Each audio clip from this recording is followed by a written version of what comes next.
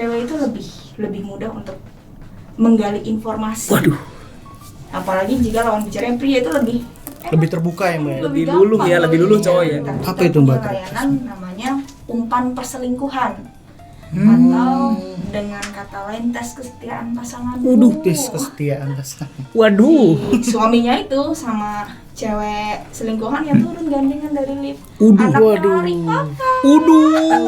Udah kayak di sinetron Wal. What's up Sobat Kompas.com yang baik hati, Tidak sombong kurang kerjaan, dan selalu bahagia. selalu bahagia. Dan Seneng ya Wal ya? Seneng Bisa podcast lagi di tengah-tengah pandemi COVID-19. Kali ini bahas apa nih Wal? Di episode kedua ini Wal. lu ngeliat nih baju gue udah kayak apaan? Asli pakai rompi, topi kayak topi-topi anak gunung bukan sih? Bukan. Nanjak aja susah gue. Nah, gue dari penampilannya juga lu sudah melihat. Gua bisa mengira kalau lu seperti ini agen rahasia. Bis. Bener nggak? Betul. Bukan agen LPG. Agen galon, agen LPG nggak gue. Iya, bener. Nah, gue berpenampilan layaknya agen rahasia, detektif ada alasannya.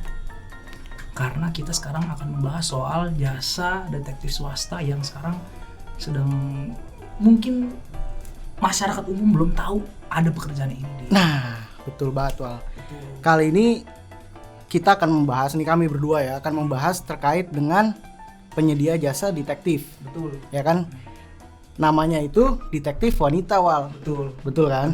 Betul. Nah, Detektif wanita ini adalah jasa yang jasa detektif yang ada di bawah iDetektif. iDetektif itu jasa umumnya gitu kan. penyedia jasa secara luas ya. Nah, Nah, adalah bagian dari iDetektif gitu. Nah, tapi kalau bicara panjang Put, kan kita berdua bukan detektif Wal. makanya Itu dia. harus ada orang yang memang berkecimpung di situ. Oh, Iya nggak sih Put? Betul kan? Betul, Harus ada orang di betul, situ kan? iya. Makanya kita nggak sendiri saat ini. saat ini hadir di studio bendera kompas.com Iya, Mbak Jessica, salah satu pendiri dari Detektif Wanita. betul. Dia adalah di iDetektif dia sebagai asisten, Investigasi. dan di detektif wanita dia sebagai salah satu orang yang memimpin Benar. detektif wanita. Oke, ini dia Mbak Jessica. Gimana Mbak kabar ya Mbak? Sehat hari ini Mbak? Sehat Mbak? Halo, sehat. Puji Tuhan baik. Puji Tuhan baik. Ini di tengah pandemik nih kita harus Iya. tetap jaga kesehatan. Bener. Bahkan untuk para detektif pun juga tugas kena COVID, jangan sampai. Kelihatan dari maskernya tuh, maskernya motifnya topi detektif, bajunya topi detektif. Ya kan, bener. Nah, Mbak tadi kita kan juga sempat bahas soal detektif wanita dan iDetektif gitu. Nah, boleh dijelasin nggak sih Mbak, mungkin pemirsa juga belum tahu sebenarnya apa sih tuh iDetektif dan detektif wanita?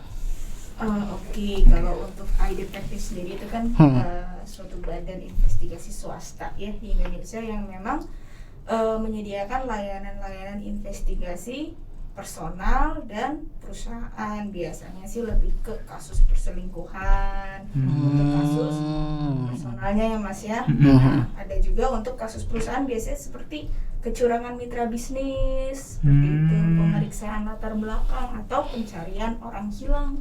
Oke. Gitu. Nah, ya Mbak, di iDetektif sendiri sih ada berapa ini sih Mbak? Berapa perusahaan, Berapa jasa pelayanan berapa jasa? iya pelayanan jasa? Kan ada detektif wanita, terus selain itu ada apa lagi sih Mbak? Oh, sebenarnya gini Mas, di iDetektif Corporation lah ya kita namanya sebutnya. Itu dia ada 3 anak perusahaan lainnya, yaitu ada jasa detektif perselingkuhan.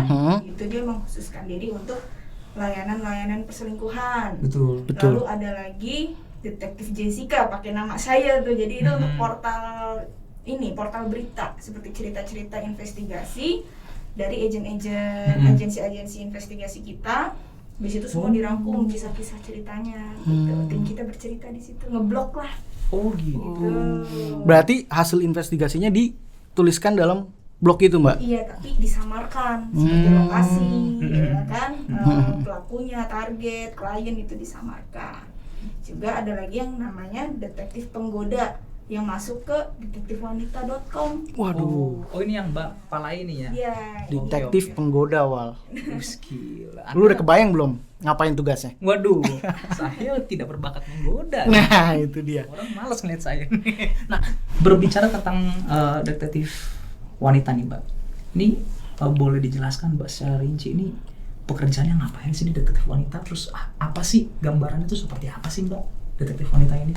jadi sebenarnya gini Mas, karena kan iDetektif Indonesia ini kan layanan investigasi swasta yang didominasi oleh pria. Nah, sedangkan permintaan-permintaan yang timbul itu makin tahun makin kesini itu lebih banyak akan permintaan sosok wanita. Gitu. Maka lahirlah si detektif wanita itu yang mana seluruh isinya itu dikelola oleh para wanita. Gitu. Jadi pria nggak boleh masuk. Oh gitu. Berarti dari pimpinan sampai agen yang ke lapangan itu semua wanita tuh Mbak? semua ya? Iya. Waduh, Ngeri juga.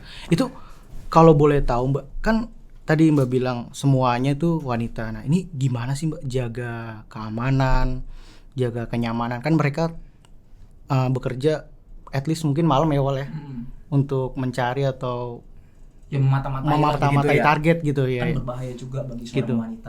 Gimana sih cara proteksi mereka ini tuh gimana? Untuk detektif wanita ini kan dia dinaungi oleh iDetektif ya Mas. Untuk pengoperasian, eksekusi semuanya itu wanita yang kerjakan. Tapi di balik itu tetap ada sosok-sosok pria untuk mengawasi di balik layar itu ya kan. Ada apapun itu, misalnya kejadian tidak diinginkan lah, misalnya cewek-cewek kita lagi kerja di klub malam mengikuti target terus tiba-tiba ditawar lah sama om-om ya kan. Waduh. Oh ada kayak gitu juga ya? Lain kan? Iya. Oh Ya, ntar alah. adalah gitu dari atasan kita, detektif Indonesia itu bagian lain turun untuk mengamankan. Yang penting kita kerja aman. Betul. Nah, menarik nih detektif wanita, khusus semuanya wanita. Biasanya orang-orang wanita-wanita yang seperti apa sih Mbak yang memang jadi kriteria untuk masuk ke dalam detektif wanita? Iya, jadi ada kekhususan nggak sih Mbak untuk masuk kayak syarat-syaratnya apa dia harus pintar berbahasa Iya. selain bahasa Indonesia atau apa gitu Mbak? Kalau untuk perekrutan sih sebenarnya tidak ada yang terlalu khusus ya. Tapi yang paling pasti itu dia harus wanita tulen. Oke. Oke, ya. Saya kira Wanita tulen. Iya. Benar. tidak mungkin waria masuk situ ya kayak. Wanita tulen, lalu dia itu harus punya teknik apa ya, skill komunikasi lah yang Skill mumpuni. komunikasi dua. Karena kan gini Mas, namanya apa ya, biasanya dalam suatu kasus investigasi tertentu itu wanita itu memiliki keuntungan yang lebih besar jika dihadapkan dengan lawan bicara pria. Sepengalaman kami gitu. ya, cewek itu lebih mudah untuk menggali informasi. Waduh. Apalagi jika lawan bicara yang pria itu lebih terbuka ya Mbak ya? Lebih luluh ya, lebih luluh cowok ya. Itu keunggulan kita sih Apalagi sebenarnya. kaum jomblo seperti kita Pak ya. Ditanya sama cewek apa kabar langsung Gercep balasnya. langsung baper, apa kabar doang. Oke, Wal lanjut. Oh gitu. Serius. Nah, apakah umumnya kan kalau misal kita tahu tentang detektif Mbak ya, itu kan kalau yang di film-film nih, itu harus bisa Bela bela diri, diri, harus dilengkapi dengan alat-alat canggih atau kata-kata sandi. Nah, di detektif wanita sendiri hal-hal seperti itu diberlakukan nggak? diberlakukan nggak sih Mbak? Kalau untuk bela diri sebagian ada, cuma itu bukan rekrutmen yang kalau kasarnya lu mau masukin kita lu harus bisa bela diri, tidak. Tapi jika ada memiliki keahlian seperti itu ya lebih bagus, nilai plus lah gitu. Kalau untuk bela diri sih enggak sih Mas, tapi lebih kayak bunglon. Kita tuh harus bisa beradaptasi Bunglon. dengan berbagai situasi dan kondisi, itu aja. Pelatihan dasar. Nah, itu tuh sulit. Oke. Nah, Mbak, kalau misalnya perekrutannya itu dibuka secara umum nggak sih, Mbak? Atau mungkin kayak perusahaan-perusahaan pada umum gitu, dibuka di Jobstreet atau buka di mana gitu loh? Kita rekrutmen ya, kita buka di Jobstreet ada, kita buka di lowongan kerja semacam itu, di website kita juga, kita buka rekrutmen.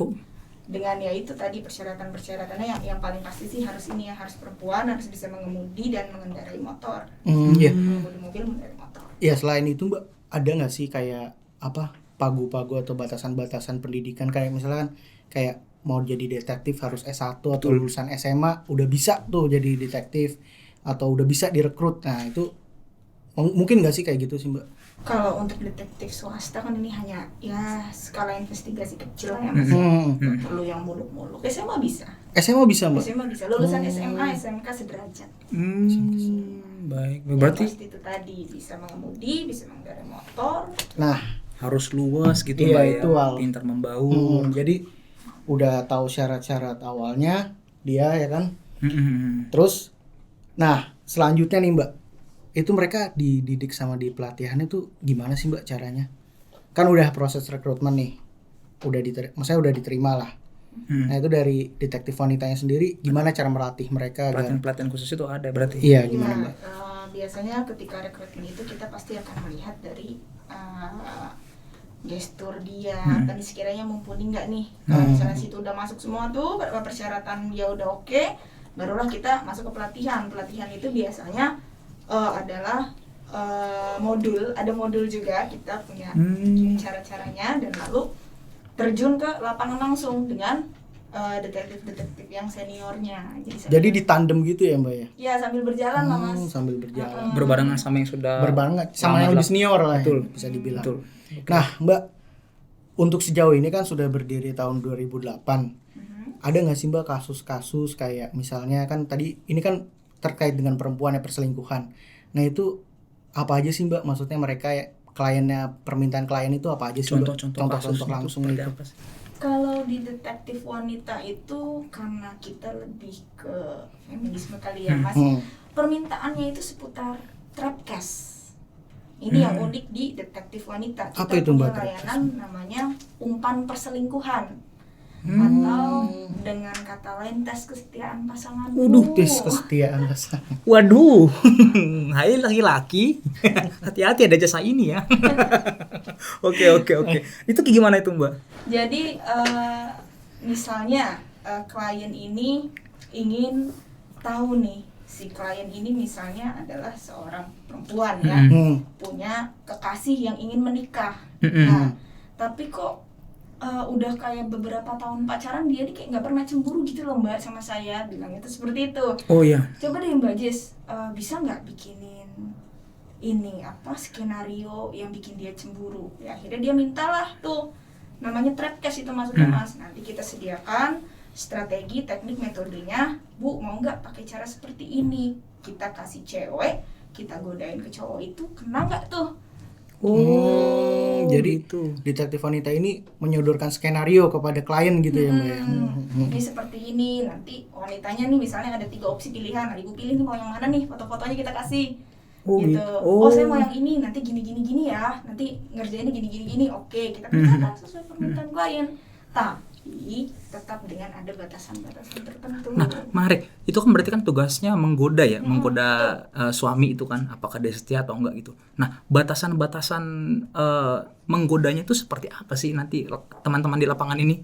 Jadi nanti begini, misalnya hari pertama si klien minta, Mbak Jess, nanti suami saya misal sebutlah ada di Plaza Senayan di suatu kafe itu, sebutlah kafe A. Nanti coba deh orangnya datang ya.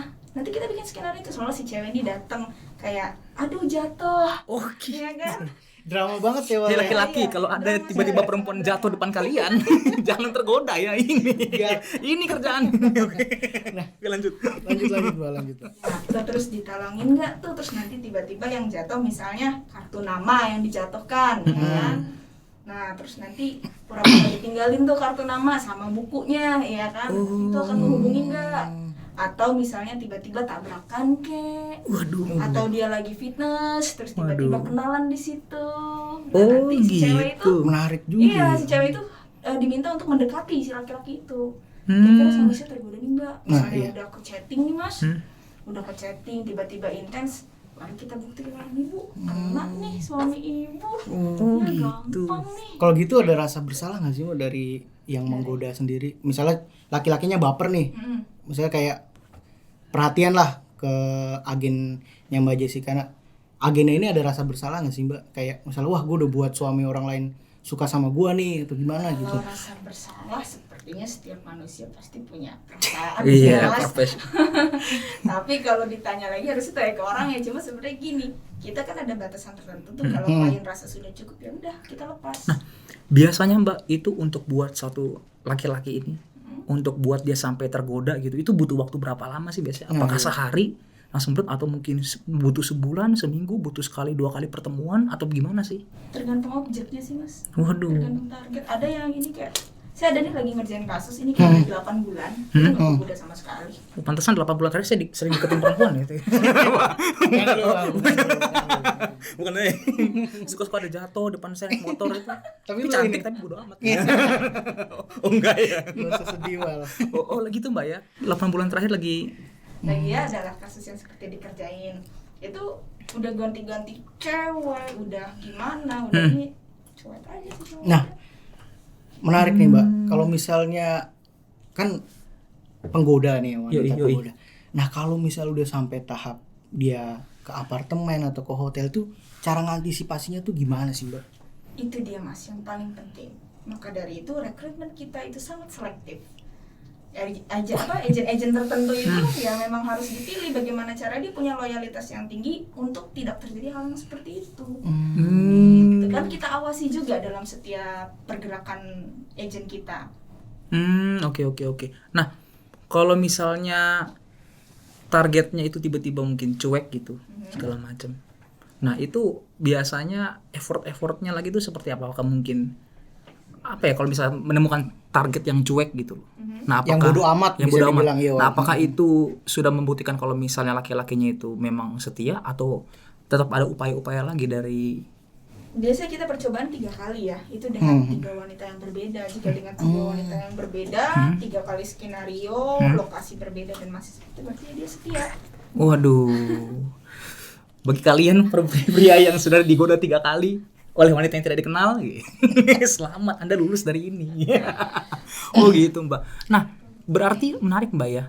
Berarti butuh sosok agen wanita yang memang cantik, yang memang punya skill Itu tadi segala macam selektif. gitu. Dan cantik itu memang jadi syarat utama Mbak ya, karena kan memang tugasnya untuk menggoda ya nggak sih? Betul. Baik. Nah, Mbak, saya mau nanya nih, kan sebagai agen, maksudnya wanita penggoda nih dibekali sama alat-alat canggih nggak sih? Bahkan kita tahu tuh di film-film luar kayak detektif punya kamera CCTV atau yang diselipin di baju gitu kan? Iya, betul. Biar live report gitu loh Iya, maksudnya. betul. Nah itu dibekali seperti itu nggak sih Mbak untuk agennya? Sebenarnya untuk alat-alat pengintaian ya, kita ada kamera pulpen, kamera kacamata, ataupun kamera jam tangan. Cuma pada pengoperasiannya kita menggunakan yang lebih efektif dan efisien sih Mas, itu handphone. Kenapa? Karena klien kita itu pengen reportnya itu current time. Kalau pakai yang alat-alat itu repot gininya apa? Benar. Memindahkan datanya. Oke. Memindahkan datanya. Oh, kalau pakai Android dapat gambar kirim gitu Mbak ya. Begitu. Baik. Nah, berarti memang ya tidak dibutuhkan skill untuk memotret yang gimana, yang penting bisa mengoperasikan Android aja gitu sudah cukup Mbak ya. Kita lebih ke iPhone sih Mas. Oh gitu ya. Sebenarnya.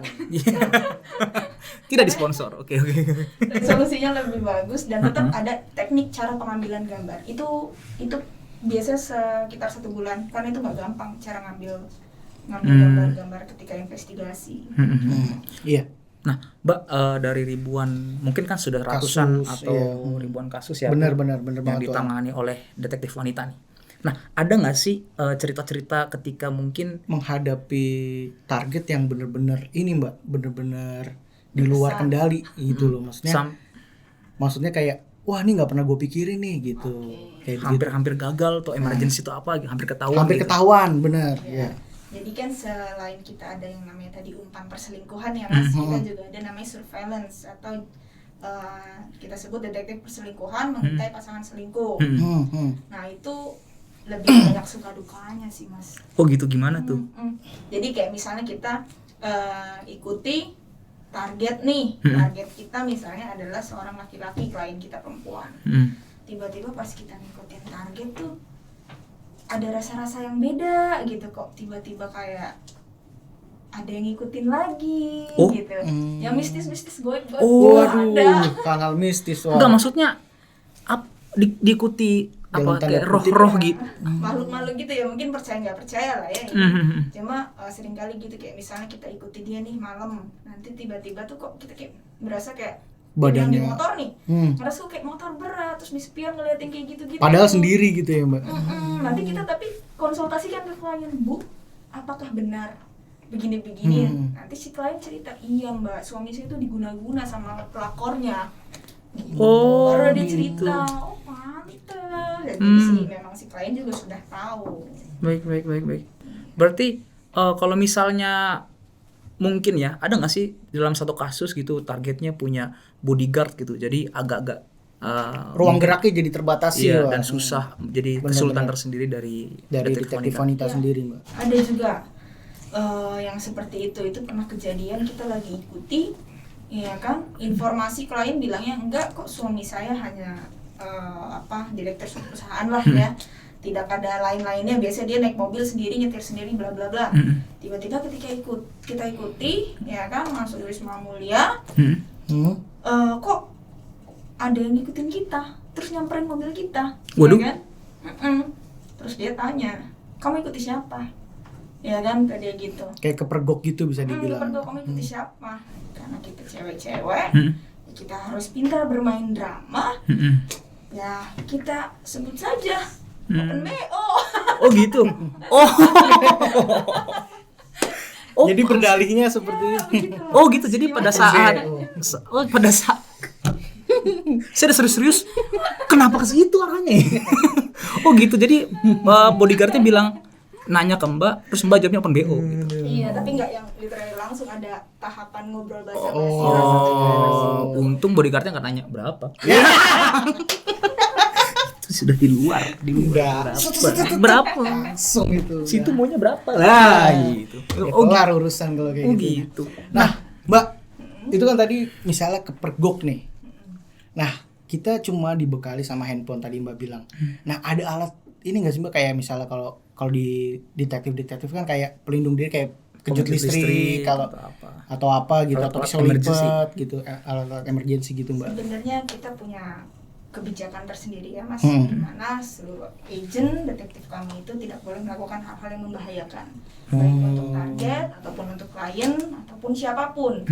Jadi hal-hal seperti itu kita tidak menggunakan itu. Oh, berarti singkirkan bayangan tentang James Bond yang berantem gitu. Baku hantam, pistol nggak ada di sini ya. Nggak ada. Bener-bener pure person to person. Oke, nah Mbak, menarik ini. Biasanya Mbak, dari sekian kasus yang Mbak tangani, itu presentasinya berapa persen sih Mbak, mereka-mereka yang melapor ke Mbak itu mungkin paling banyak pasangan suami istri yang sudah tua kah yang paling banyak bikin laporan ke Mbak, atau mungkin pasangan muda, atau mungkin pasangan baru pacaran, itu presentasinya berapa persen sih Mbak paling banyak? Umumnya sih klien-klien kita itu sekitar yang 40 ke atas ya Mas, yang memang udah mapan, karena memang ini kan layanan jasa seperti ini kan dikhususkan untuk kalangan dengan ekonomi tertentu lah, seperti Oh itu. gitu. Oke deh. Nah, Mbak, dari banyak kasus itu ada nggak sih Mbak pernah nanganin kasus yang nggak masuk akal, maksudnya bener-bener nggak di luar dugaan gitu loh? Mungkin siapa tahu ya, kita nggak tahu ya, mungkin Nah. berbenturan dengan pejabat publik Atau atau instansi berbenturan pemerintah. dengan instansi pemerintah yang memang, wah ini bisa nggak nih gitu. Sempat nggak sih? Sempat nggak sih masuk-masuk Mbak kayak gitu? nanganin kasus seperti itu? Permintaan sebenarnya banyak Mas, yang aneh-aneh tuh banyak. Cuma kita tetap kan pasti tanyakan dulu ke klien, ini targetnya siapa? Kalau orang-orang pejabat tinggi, apalagi orang nomor 1, 2, 3, 4, 5, kita tahu Dipilih dulu gitu ya. Berarti pertimbangan detektif wanita ini menerima kasus itu apa? Meng-accept dan menolak permintaan klien itu apa sih Mbak pertimbangannya Pak? Apa saja? Yang pasti selain selektif dalam rekrutmen, kita juga selektif dalam pemilihan proyek kasus ya. Jadi kita nggak asal terima-terima aja nih yang masuk minta layanan kita terima, tidak. Kita saring juga. Kita pelajari dulu. Nanti kalau sekiranya sudah oke, dari bos oke, dikirimkan ke saya buatkan pemetaannya, lalu tim lapangan eksekusi. Seperti itu. Berarti memang ada kriteria khusus ya. Nah, baik. Mbak, itu kan tadi kita tahu maksudnya ada resiko, ada Mm-mm. resiko besar maupun kecil. Nah, keluarga atau teman dekat dari agen itu perlu tahu nggak sih Mbak pekerjaan sebagai detektif itu? Kita punya kebijakan ya Mas di Detective Corporation dan juga detektif wanita bahwa setiap anggota ini tidak boleh menginformasikan apapun terkait kasus atau lingkup kerja kepada rekan atau teman. Tapi kalau untuk orang tua sih sepertinya ya harus nggak sih, itu kan orang tua gitu, harus tahulah anaknya ngapain gitu. Berarti memang ada peraturan kalau misalnya temen lu tahu lu detektif, lu di-cut atau gimana? Ada peraturan secara tertulis seperti itu mungkin ya? So far sih kayak belum pernah ada yang ketahuan bilang gitu kali ya gitu. Jadi, Iya. Oke. Nah, dalam menangani kasus Mbak, biasanya kan memang kalau berhasil kan otomatis agennya itu kan harus menghilang dari target kan, harus menghapus jejak segala macam. Nah, itu gimana cara cara menghilangkan jejak dari target itu seperti apa kalau misalnya memang? Jadi gini Mas, ini mungkin lebih terkait dengan umpan perselingkuhan ya. Nanti ketika proyek sudah datang, nanti kita siapkan handphone, kita siapkan kartu, kita siapkan sosial medianya, semuanya gitu kita. Di setting. Sangat prepare sekali. Gitu. Facebook, Instagram semua kita buatkan. Bahkan kita bikinkan followersnya biar kelihatan real gimana nih, gitu kan. Sudah satu paket gitu ya. Satu paket gitu. Makanya itu nggak mudah bikin hal-hal yang semacam itu. Seperti itu. Nanti kalau sudah ya udah kita tinggal hapus akun. Ganti nomor ya kan menghilang. Seperti itu. Pantesan beberapa hari terakhir gue ada yang follow tapi nggak kenal itu. Siapa, Wak? Followernya 5.000, Langsing. 600, orang jualan tuh. Siapa ini? Pengen di follow cakep tapi khawatir. Ternyata begitu kali ya. Astaga. Nah, menarik tadi Mbak bilang kalau misalnya memang mayoritas orang yang memesan jasa ini Mbak itu menengah ke atas Mbak ya. Nah, biasanya Mbak itu bayarannya berapa sih? Tarifnya nih Mbak. Kan dari tadi belum ngomongin soal tarif. Apakah tingkat kesulitan juga mempengaruhi jumlah besaran biaya? Tingkat lamanya kasus atau gimana tuh Mbak? Sebenarnya kalau untuk biaya itu relatif ya Mas ya. Biaya itu kan bergantung dari lokasi, penyelidikannya di mana nih, terus juga permintaan kliennya apa, ya kan, lalu sekiranya berapa lama nih kasusnya nih yang diinginkan sama klien tuh berapa lama, itu semua relatif tergantung situasi dan kondisi. Maka itu sebelum kita berikan biayanya berapa itu dari klien sudah diinformasikan dulu, didiskusikan lah seperti apa kasusnya, latar belakangnya bagaimana. Gitu. Baru dari hasil diskusi nentuin harganya gitu ya Mbak. Oke, baik. Nah, berarti kalau misalkan Mbak ini kisaran aja lah gitu. Biasanya itu berapa sekian juta ke sekian juta untuk kasus seperti ini, terus sekian juta ke sekian juta untuk kasus yang seperti ini. Itu kisarannya berapa sih Pak biasanya?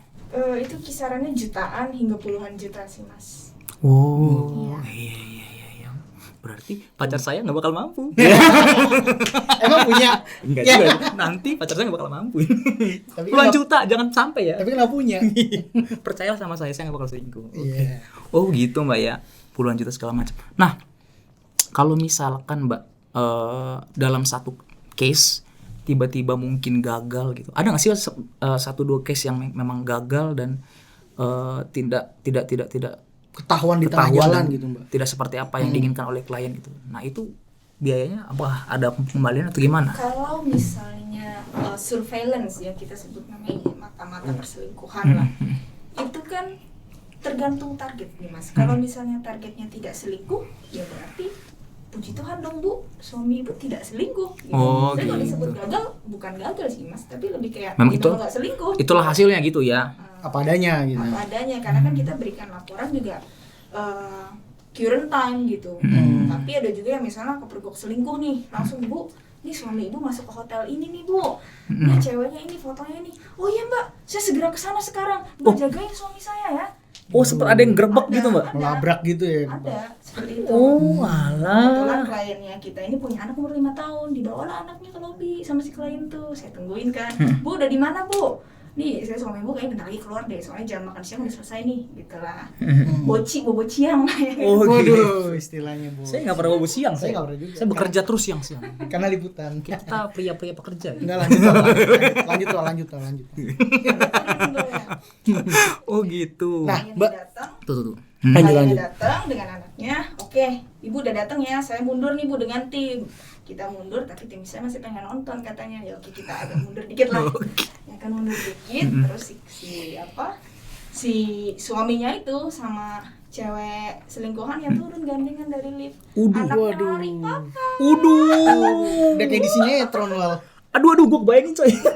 Bisa bayangin deh kan, nunggu 7 jam di mobil mau nahan pipis gimana cerita. Waduh, bisa pipis dalam mobil dong Mbak. Ternyata ini bukan istrinya, ini istri orang, dia itu suka sama istri orang. Waduh. Ini kan Mas Walda, Mas Putra punya sosial media kan. Punya, oi. Oh gitu.